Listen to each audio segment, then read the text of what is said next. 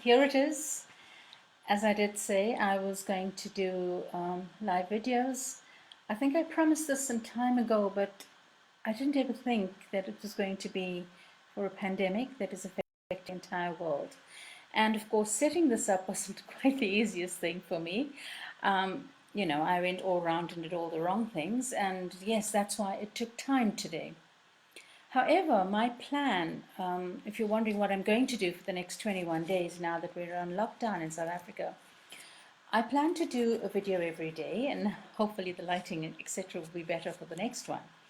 But my rationale behind it is that it's not a coaching video exclusively. It's not a video to tell you what to do, because each person reacts to this in their own way, and I respect that. I have no right to tell you how to respond to this. All I can do is maybe just share my experience with you and help you along. For those of you who don't know who I am, well, you're on my business page, so hopefully that gives you some idea. I am not a medical doctor. I am not a psychologist. I am a registered counselor with Council for Counsellors South Africa. I'm a member of Coaches and Mentors of South Africa. That's COMENSA, and that is the only governing body for coaches that is SAQA aligned. And of course, my other qualifications you can find out if you're interested in that, but that's not the issue at the moment. It's human nature to turn on the news, and attend to social media and the what's happening out there frame of mind, because that's what we're in now more than anything else. I mean, we're in that every day, but now it's really, it's peaking. It really is. When I look at the first day of the lockdown, in my city of Pietermaritzburg, yes, I live in the capital of KwaZulu-Natal. It's actually known as Umgungundlovu, and the previous name was Pietermaritzburg.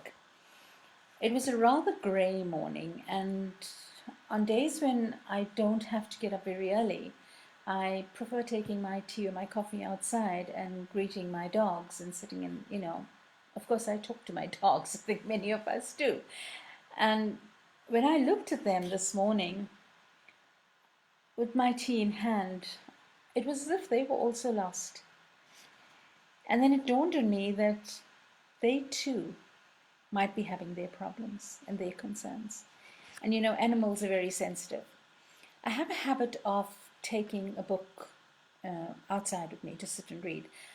I've been deprived of this beautiful weather for a number of years living in another country. And being back home, I treasure these mornings, even if it's raining, just to take a cup of tea and a book out, or coffee and a book, and read a few pages. But today I changed that around. And I decided for the next 21 days, I'll take 21 books randomly off my shelf. Now, I've decluttered, and decluttering is very important. So the books that I share with you are very special to me. I am not going to review books, no. It's things that from these books that I will apply to what we're going through. I generally stick to a certain type of book, a certain genre, if we can call it that, but not necessarily that. And the one I picked up this morning was very interesting. And this book, I'll show it to you. It's called I Am the Messenger, and it is by Marcus Zusak. Now this book, if you look at it, it's a pretty old book. This is not a new book. But I have a home setup where books are very, very important to me. And this book, I looked at the date that it was bought. It was bought in 2019. And I gathered that this was from one of our jaunts to flea market, 2009, on the 12th of January 2009. And my son was in grade 11 then, if I remember clearly. And this was something that we had picked up at a flea market. It was, as I said, one of the jaunts with my husband and my son. And for some reason, this book was given to me by my late husband when he picked it up, and he said, "You cannot play a simple game of cards. You've never learned how to play cards. I wonder if you ever will, but read the back of this book. Maybe this will interest you." And this morning when I picked up this book, the back says, Protect the diamonds, survive the clubs, dig deep through the spades, feel the hearts. Now, how strange is it that at this point in time, this is so pertinent? When we look at protecting the diamonds, I would say that the diamonds that we need to protect, if I were to take that and apply it, would be our health more than anything else. And it's not the material wealth and diamonds. Neither is diamonds referring to the cards. Survive the clubs. I would take the word club and I would use the ambiguous meaning or the other meaning, the alternate meaning, as, places where you get together, social gathering and things like that. You've got to survive the social isolation. You have to feel the hearts. There are emotions involved, and they're going to be flying all over the place in the next 21 days. Trust me, you're going to get angry with your loved ones. Cabin fever is going to set in. It's not going to be easy. And dig deep through the spades. To me, this just brought this whole image of digging graves. It brought back this image of ashes to ashes, dust to dust.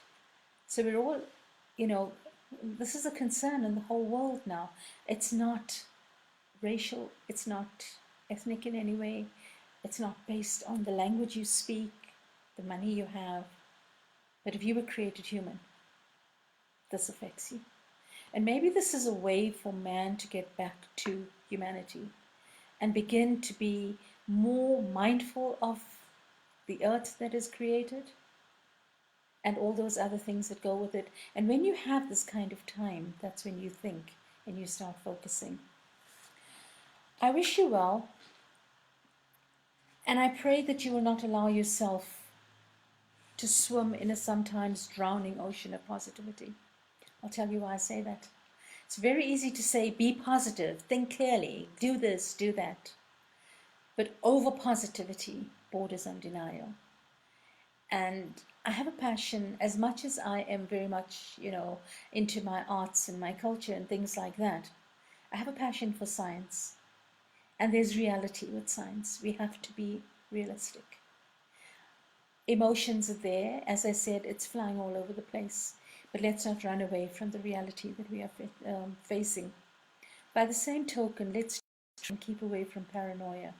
It's not going to do us any good. If anything, the paranoia is going to cause us disaster. Don't insult somebody else on how they're reacting. It's not fair. It's not your place. Don't pass judgment. It's not your place either. We're in this together.